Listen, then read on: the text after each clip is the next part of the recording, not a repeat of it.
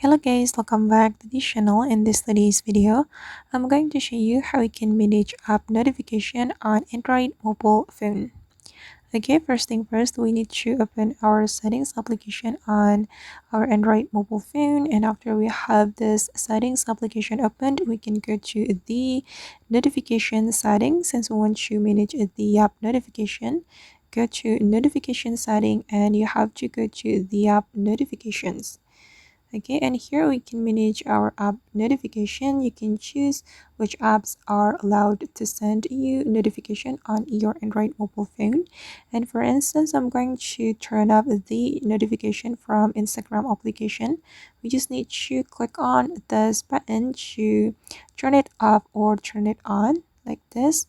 And for the Google Meet application, I want to activate the notification of this Google Meet application, so I'm going to click on this toggle button.